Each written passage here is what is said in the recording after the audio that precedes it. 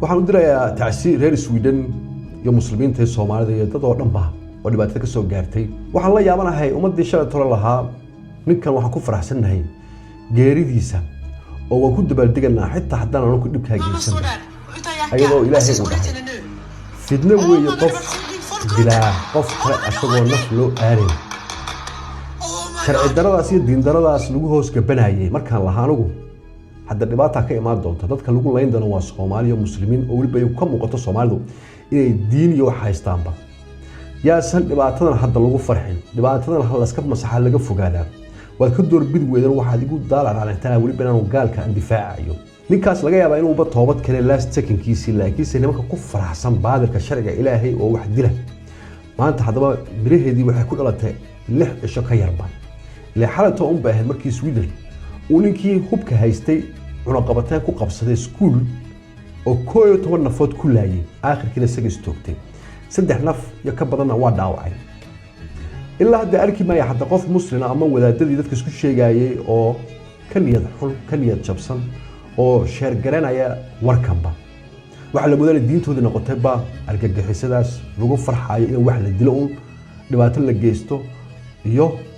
umada la laayaba ayadoo hadda nin muslima la laayay oo kan niyad jabi kartay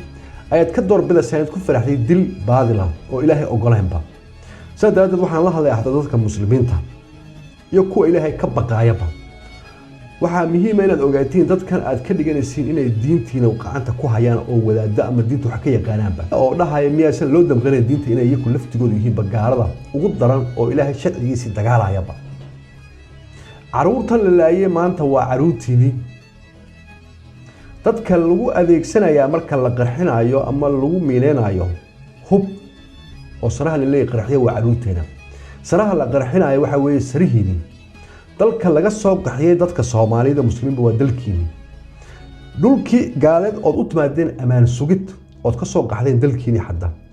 oo u timaadeen gaalo dhahdeen waxaan u soo baxsanay kaliya maaha gaajo dalkiina cunto waa taala waxaan u soo baxsanay cadaalad xumo sharci darro iyo diin darro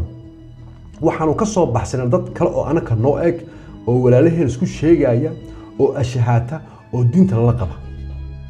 ayaka dalkiina naga soo yiri cid kale ma nin gaalana muu soo yiri gaalkii aan isku dhiibnayna hadaba oo hoos joognaa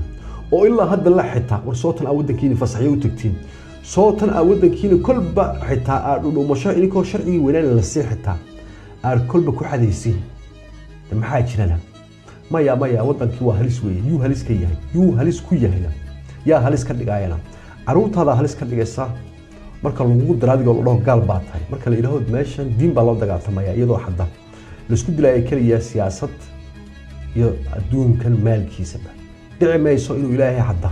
dad fidna adduunka ka wada inuu isku daayaan dadku haddii Ilaahay ka fogaadaan xitaa waa ogolaanaya inuu Ilaahay sida u daayo Fircoon nabi Muuse markii loo diray waxa lagu yiri hadda sida caruurta Israa'iil markuu diiday oo hadda markii dambana oo aakhirkii xoog lagu gacan miroojiyay oo baxsaday Muuse iyo caruurta Israa'iil bala daayay laakiin markuu ka soo daba orday oo ciidan soo daba tiray ciidankiisa uu balabaabiyay way finada la diidan yahay laakiin gaalnimadiisa iyo kufurnimadiisa Ilaahay waa ogolay inuu meeshiisa ku wato dadka yuusan khasbi yuusan musbaaro u dhigan dariiqooda diintooda